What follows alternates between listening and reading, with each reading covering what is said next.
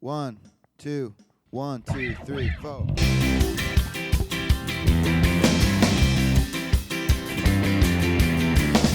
Hey everybody, Sam Jacobs. You're listening to the Sales Hacker Podcast, and today on the show we've got Patrik Svanström. Patrik is the Vice President of Emea Sales for Datadog. If you don't know Datadog, you absolutely should.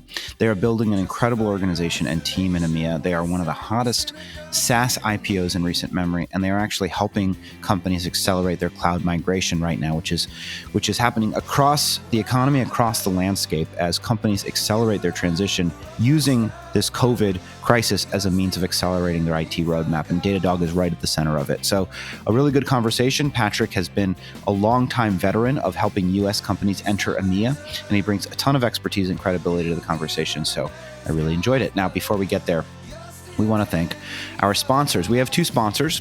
The first one is Chorus.ai. As companies adapt to this new normal, keeping your sales team moving together is more essential than ever. Chorus.ai is a conversation intelligence platform that provides key insights into the sales conversation your team is having every day. Record, share, review, and coach your team based on the voice of your customer. With Chorus.ai, get your reps to hit quota consistently, ramp your new hires faster, and replicate your unicorns through coaching initiatives, all while together or fully remote. Go to Chorus.ai/sales-hacker to try it for yourself. That website again is Chorus.ai/sales-hacker to try it for yourself. Our second sponsor is Outreach, the #1 sales engagement platform. Outreach revolutionizes customer engagement by moving away from siloed conversations to a streamlined and customer-centric journey. Leveraging the next generation of artificial intelligence, the platform allows sales reps to deliver consistent, relevant, and responsible communication for each prospect every time, enabling personalization at scale that was previously unthinkable. Now, without further ado, let's listen to Patrik Svanström. Hey everybody, it's Sam Jacobs. Welcome to the Sales Hacker Podcast. We are delighted today to have Patrik Svanström on the show. He is the VP of Emea Sales for Datadog, one of the top growing SaaS companies, one of the big IPO stories from last year. And Patrik has built his career helping large enterprises enter Europe. And, looking through his LinkedIn, he's run so many teams for Emea for some of the best corporations in the world. He's got over 25 years of deep SaaS and technology experience in B2B tech leadership and sales roles. He's worked at Xerox PTC, the very famous PTC, which spun out so many incredible sales leaders, EMC, Oracle, and now again, VP of Emea Sales at Datadog for the last 2 years. We're excited to have him on the show. Patrik, welcome. Thank you very much. Glad to be here. We're glad to have you. So the way that we like to start the show typically is what we call your baseball card, which is essentially an opportunity for you to contextualize your expertise in your own words. So first, I may have mispronounced your last name, but tell us your name in your words. Yeah, so Patrik Svanström. It sounds like you're already Swedish natively. You're too kind. And so you're VP of Emea Sales for Datadog. Walk us through, there's probably 3 or 4 people in the world that don't know who Datadog is. So give us a little bit of background on the company and also, how you got there. Yeah, absolutely. So Datadog, if you are a developer or you're in IT operations or actually a business person in any company living through the cloud age today, you would use Datadog platform to monitor and analyze what you do. And we're starting to become that standard platform in the cloud age these days. Wow. And we're one of those hyperscales companies, especially at the space we are in today. And I think one of the key reasons customers spend money with us and we're growing is that we actually allow them to do these incredibly fast movements into new modern applications that drive their business. That's fantastic. And so you've been there 2 years. Tell us about the team that you're running over in Emea. Yeah, so I came into Emea 2 years ago, as you say, and they had got started in the mid-market back then. So it was a solid team in Dublin. Roughly, we had across Emea 40 persons. And now we grew dramatically over the last 2 years up to 110 persons. And we're basically with feet on the ground in every single big geography across EMEA. And that growth is accelerating as we speak. Wow. Congratulations. And so, I think one of the topics we should probably touch on is, how you've managed to transition from all of these people that are essentially in field offices now that we're all quarantined. But let's go back a little bit. Just tell us a little bit about your career. How did you originally get into sales? Yeah, I grew up in a small family business in Sweden, actually a flower shop. And too many customers complained on how I put together the flower bouquets, I guess. So I realized that wasn't my gig. My sister was much better than me on that. But I did love the customer conversations already back then. So and a couple of customers we had in that shop, they came into the shop having their nice cars parked outside, and I tried to understand, well, what are these guys doing? And then it turned out many of them were in sales. So I guess I got my little wet dream back then, and decided I'm going to get into sales. And back then, now we're talking mid-'80s, so this is long time ago. There were two companies really you would consider if you wanted to get trained, and that was Xerox and IBM. And I was very lucky. Even though I didn't have a university degree, I was accepted to get into the Xerox training school, which was a lucky strike. I'm super grateful for that. And I had 7 amazing years in Xerox. Wow. And then I guess Xerox back then was an innovative company. I started to sell fax machines. You probably don't even know what a fax machine, many of the people that listen to you today is. I do. Other people might not. That's good. No, you're not that much older than me. Okay. Yeah. How old are you, by the way? Perhaps that's yeah, exactly. That's a secret. But I was alive and cognizant when you were working at Xerox. Let's say that. Okay, that sounds cool. And I walked through the different, very hardware-centric company and developing mainframe printers and all cool stuff back then. But there was these guys not working in Xerox selling software. Were a couple of companies, and I felt software was something I truly wanted to get into, and that's how I ended up in PTC and had a couple of amazing years in there with great leadership and learned to medic. And thereafter, I just my curiosity grew into different sectors, into different IT spaces, different company DNAs, and 2 years ago, I came across this company, Datadog. Was lured into a conversation with the founders and my current boss, Dan, in the New York headquarters, and realized this is one unique opportunity to join a rocket ship. Yeah, we love Dan Fougere over here at Sales Hacker. He was on the show last year. So my question is, have you always been running or building EMEA teams? Have you worked in the United States at all when you were at PTC or anywhere else? Did you do stints in San Francisco or anywhere else? I haven't lived outside Europe. I built a couple of remote sales teams in a few Swedish startups I helped out in the past, but I haven't had the benefit of living over there yet, unfortunately. No, wow. So what do you think the biggest misconception or mistake people make is when they're a United States company or, a non-European company trying to enter EMEA? What are the things that you typically end up teaching them because they misunderstood from their sort of strategic planning headquarters in New York or San Francisco or something? Yeah, most of the time I've been lucky working for companies and bosses who have been operating internationally. But to answer your question, when they haven't, I think the biggest misconception is that EMEA isn't one market. It's actually many different languages and many different business DNAs, cultures, and go-to-market models. So that's the complexity, I guess. Does that mean that do people? Because I've seen that I myself, you need a German speaker and you need a Dutch speaker and et cetera, et cetera. It's not enough to just simply send a bunch of US expats over to Dublin and hope everything will spin up. But do you think that results in like misbudgeting, basically people under forecasting or under planning in terms of how much money they need to invest to stand up an EMEA operation? I guess in the early days, today there is a lot of knowledge around the market opportunity and market size and the priority of them. I think it's more a level below that. If you take Southern Emea, you have a very high dependency on ecosystems, partner ecosystems, even if you are in the top enterprise segment.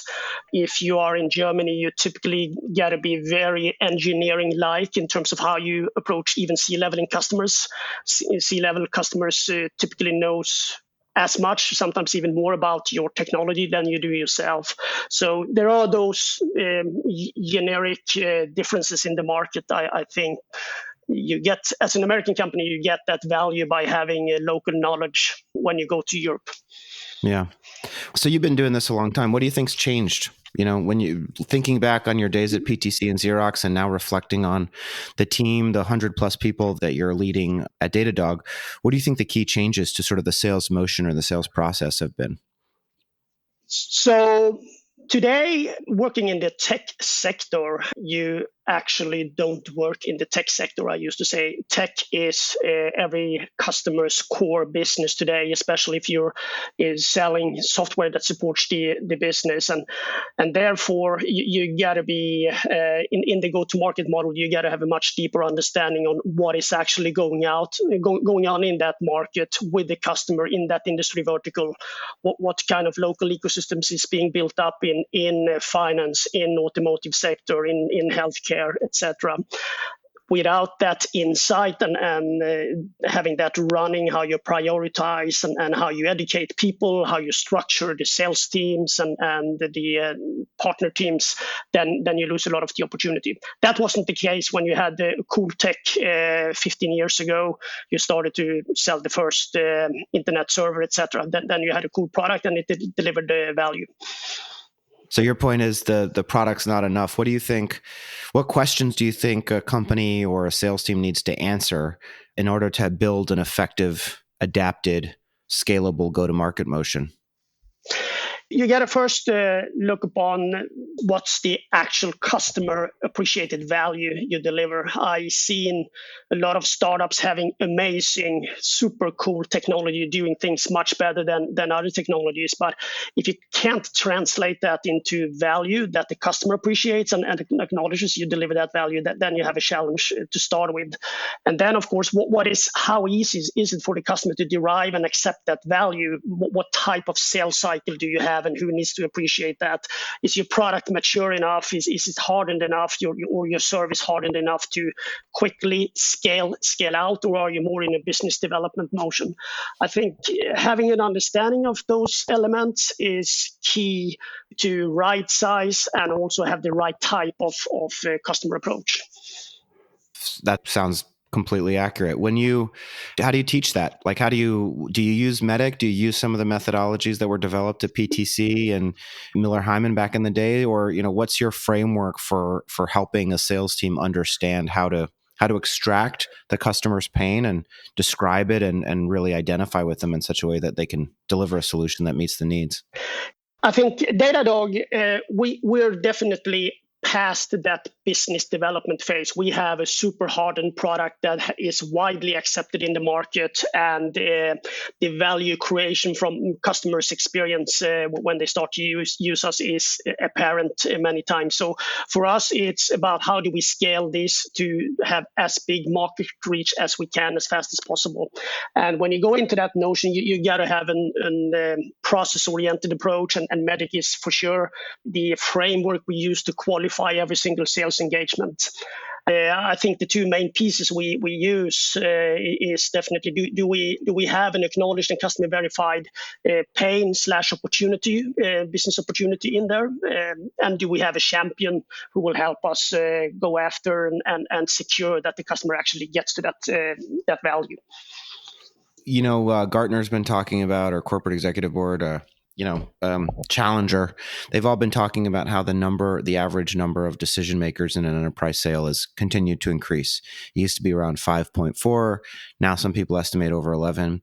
Is that the case in Emea sales as well, that multi-threading and engaging multiple parts of the organization is as critical as it has ever been in order to drive an opportunity forward?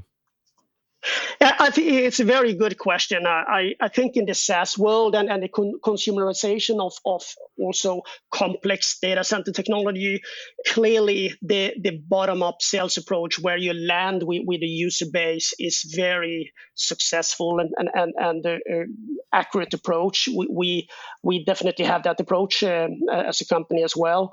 As your product turns into more and more of a platform, and that platform becomes strategically important, and also sometimes the average sales price grows dramatically, you got to have a top-down support, and that's when the politics starts to come into play, and you will have different stakeholders having different views and coming from different value bases. So we're definitely looking more and more on a combined top-down, bottom-up alignment with the customer decision processes.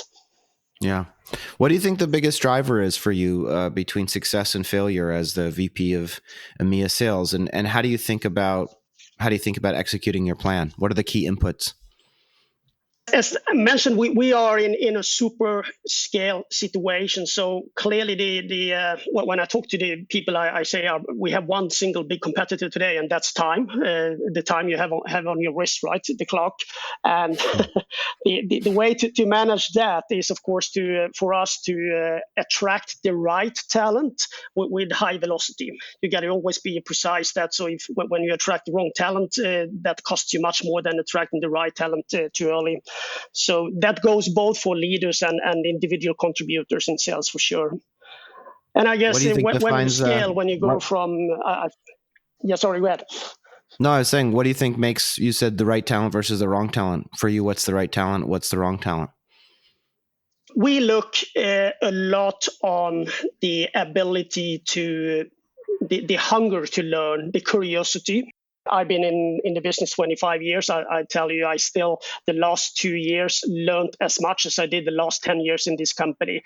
We're so focused on being curious, develop people. Our enablement program is probably the best I've seen since I was back in Xerox. The focus on enabling people to take on this market with a better approach than's been done before is key. So that willingness, that hunger to learn, even if you are a senior leader or if you're coming in as an SDR, is key element for us. Fantastic. And how do you, are you looking for, is experience critical, so that you feel like you don't have to maybe train or enable, or is it that you, to your point, you've put programs in place so that you can really develop people in a good way? I think when I look on how to build the teams to different regions, I truly believe the blend of talent is super crucial. So we definitely put in some pretty seasoned people, both in the leadership and individual contributor roles. And we blend that with some very, very early trajectory career folks.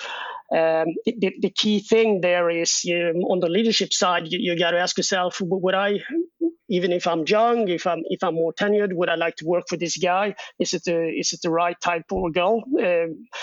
Is it the right type of leadership talent? Is it enough EQ, etc. on the leadership levels? Makes sense. And how do you develop them? Is it a form? Do you have a formal leadership development program? How do you think about helping people? If you're joined as an SDR, what's your career path at Datadog? It's pretty well mapped out. So we have a structured right now remote program that people follow with a lot of online tests, and the manager, regardless of what role you are in, have like weekly, monthly, quarterly checkpoints where you interact and see are you following the learning curve. But that's mostly the knowledge piece. Then you have, of course, the skills and the leader piece, where the one-on-one coaching that we spend a lot of time on is key as well. So that learning, that coaching piece is central to how we operate. Walk us through what's happened over, we're recording this on, I think, April 21st. How has the team responded, and what changes have you made to respond to the COVID-19 crisis? It's on a number of different levels. Number one, I it's super important to understand that each and every individual is impacted by this in different ways. You have the worst situations. I have friends who lost close persons. So you got to be very sensitive to that. People actually have severe situations, and today is the time to really be sensitive to that and hug people rather than push too much. That goes for customer conversations to employees when we hire people, etc. So that's the most important thing. Be much more sensitive to exactly what kind of situation is the person in. But then we look actually on every single process, every single type of engagement we have, everything from how we prospect to how we coach people to how we hire, how we onboard people. And we make sure that we have an online way of doing that. Even some of the social things. So we end the week now with a virtual Friday beer, which first 2 weeks was a little bit weird, but now actually people are looking forward to it, and people come to that with a beer or soda, whatever they prefer, right? I imagine that across EMEA you have some experienced field sales reps that have relationships in market. Have you tried to put in activity metrics for, calls per day, emails per day for experienced leaders as you try to essentially transition a field sales team to an inside sales team? Those have actually been there all the time, even before COVID. So we're very metric driven and try to find the quality improvement opportunities in the metrics. What is interesting, though, is you touching upon one thing here, is that especially the experienced guys, the enterprise large account salespeople, they are used to prospect and do customer meetings face to face. And interestingly enough, here we even used our more younger, inexperienced inside sales team to enable the field sales team on how do you accomplish that customer intimacy in a remote fashion. So that's interesting to see how sometimes the experience sharing actually goes that way as well. Have you any key insights that the youngsters shared with the old folks that we can take back to our audience in terms of establishing rapport with the customer over Zoom? Yeah, I think it starts with the reach out, right? And clearly being more personal, more relevant these days is key. We also seen that even connecting to C-level people, that sometimes can be more challenging for some people, have been easier now. So we actually raised the bar. I think just having that mental decisiveness that this can be done as a rep and go and do it and be, as I said, a little bit humble, but still focused and business-centric. It's been working very well for us. That's fantastic. How does the COVID-19 crisis, how does it impact your growth plans? Has it, are you not building offices? What's your outlook on the length of time that you think this will, impact the global economy? What's your predictions? Yeah, I guess I got to be a little bit careful. We're a few days away from our Q1 earning call where there will be some forward-looking statements, so I won't be precise there. But I can relate to what we see in a couple of analysts saying the last couple of days, which Sure. is that many of the cloud transition projects, which are fundamental drivers for our business, is actually accelerating now. So I think that's a good thing, and we definitely see that in Emea as well. Clearly, there are some businesses in airline hospitality that are pausing, but we also see a lot of sectors actually accelerating because their business is booming. And also, as I said, the digitization and the transformation focus is, if anything, increased and accelerating in many businesses. So I feel pretty bullish about our opportunity, and so far we're continuing to hiring all over the place, and we're continuing to open up new offices. That's exciting. And are you has the crisis changed your point of view on how many people can work remote versus how many people have to be in an office? Or are you moving full steam ahead and saying this will end at some point and then we'll all, go back to Dublin or Munich or wherever your offices are? I think the entire world right now is learning from this. This is my absolute personal perspective, and I think there is definitely parts of the engagement that we will see is actually super effective to have remote. While I think the personal interactions you have will also be much more beneficial and focused on whatever is the purpose of that interaction. So I think end of day, the efficiency will increase and the value of personal meetings will increase. But for sure, the face-to-face experience when you do some trust building in large businesses will still be there. That I'm positive of. Yeah. There's folks out there that are listening that want to use traditional enterprise sales methodologies like MEDDIC in their business. But what do you think the big mistakes people make are when they try to just take something off the shelf like a MEDDIC or MEDDPICC and apply it to their business? What advice can you give those companies?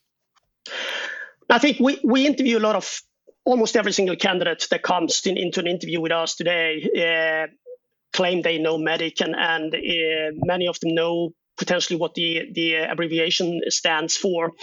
But when I, back in the days, went into my first MEDDIC training, you spent like one full day looking into what is a champion, what is champion building, how do you test, develop, how many champions do you need, and exactly why do you need that many champions. I think today this has become a framework that is so standardized that many people don't think enough underneath what is there and go into what is actually the true sales skills. And that's when it starts to get dangerous if you use MEDDIC as a leader to coach and qualify deals, and you rush through it and think that you have the job done and people move on. Then you might continue to work on deals you shouldn't work on, or spend too little time on deals where you should actually explore much more. Interesting.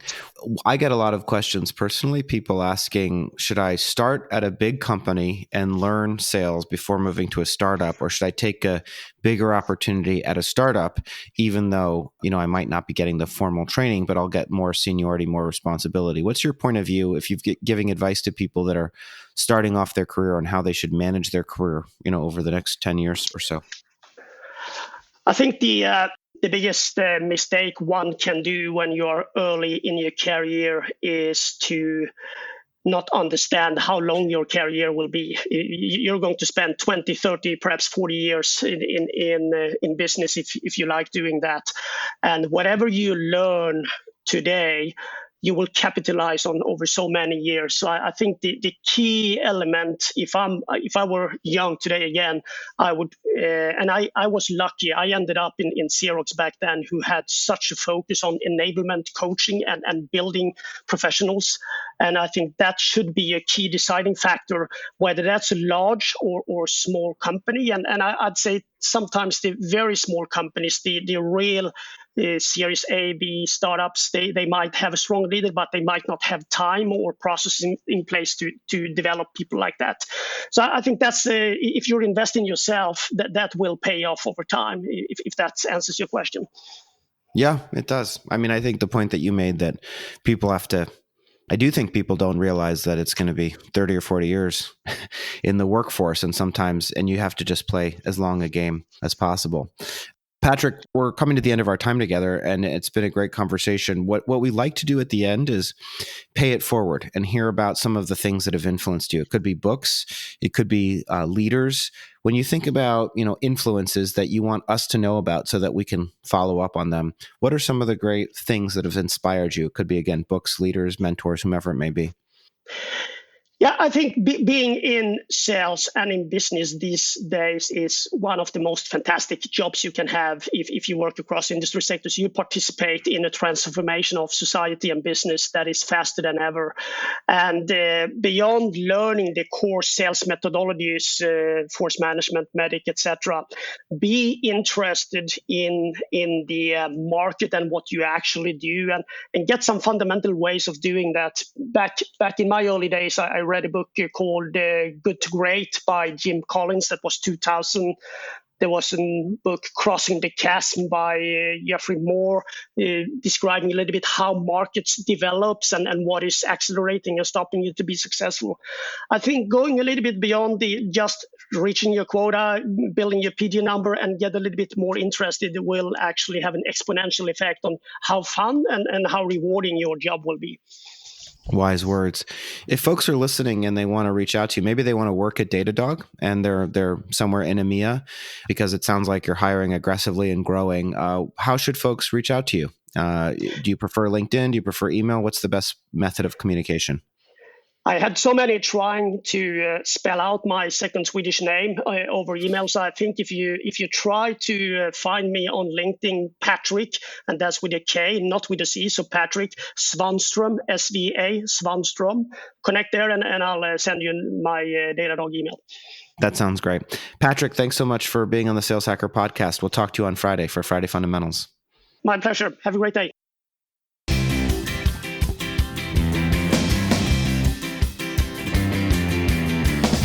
Hello, everyone. It's Sam's Corner. This is Sam Jacobs. A great conversation with Patrik Svanström from Datadog.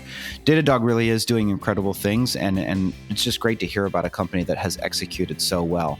And if we're thinking about the conversation, a couple things stood out to me. One of the big ones is just, and Patrik is a veteran of these sales methodologies and has learned from the best. And at the same time, methodologies like MEDDIC and qualification frameworks and sales frameworks, they're great, but they're dangerous traps if you use them as checkbox exercises rather than developing a deeper understanding and asking better questions. And so much of sales is just the ability to be curious and to ask great questions.